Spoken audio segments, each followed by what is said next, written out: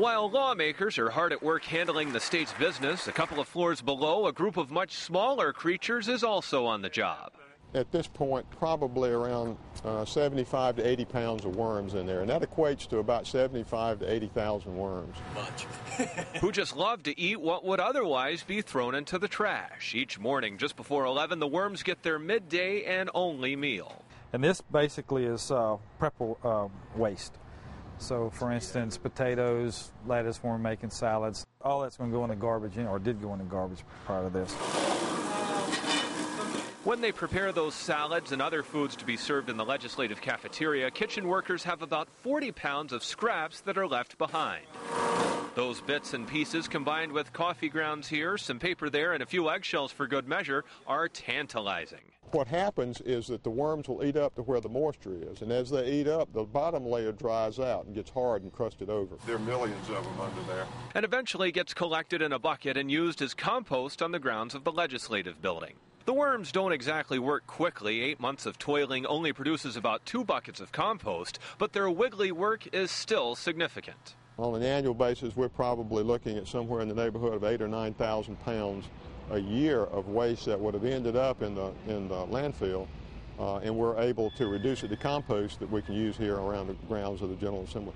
From the worm bin in the basement to the solar panels stationed on the roof, the North Carolina Legislative Complex is in the midst of a green makeover. It provides up to about 70% of the hot water for the building. And doesn't require a clump of coal to be burned in the process. The solar panels that provide much of the hot water in the Legislative Office building have replaced a steam system that relied on burning coal for power. The cold water in the Legislative Complex is also being used in a more environmentally friendly way. There are now low-flow toilets and sinks in the buildings and another major water-saving device underground. There are 3 18,000-gallon tanks for a total of 54,000 gallons. And whenever it rains around the legislative building, the water all winds up in those underground tanks, which are part of a cistern. Even when it's hot and dry, the cistern is still soaking. On an annual basis, we will collect somewhere, have the opportunity to collect somewhere in the neighborhood of 650,000 gallons of water from the air conditioning condensate. The plantings around the General Assembly is valued somewhere in the neighborhood of $120,000.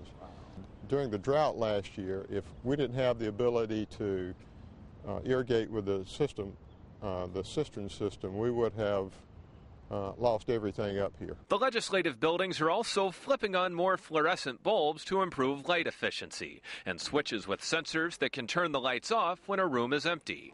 The greener game plan for state buildings isn't limited to just the legislative complex. We were able to take care of those. Michael Hughes of the State Construction Office says energy efficiency is a statewide initiative and part of a bill approved by lawmakers last year. The main thing that the bill does is requires new state buildings to be 30% more efficient than current codes. The new rules also require renovated buildings to be 20% more energy efficient than code. The department is also working to make existing buildings operate with less energy by inspecting heating and cooling systems and putting in better lighting. And the improvements don't end there. The new buildings will have to use 20% less potable water inside the building and 50% less in the outdoor irrigation systems. The product is pumping into the tank, but if you're looking for typical gasoline at this station, you're out of luck. We don't buy any ordinary unleaded regular fuel. All of our gasoline is some content of ethanol. At North Carolina's Motor Fleet Management Division, nearly 75% of the Chevys, Dodges, and Fords can run on E85, a fuel made of 85% ethanol. They can also run on the usual unleaded gasoline. You have to do absolutely nothing.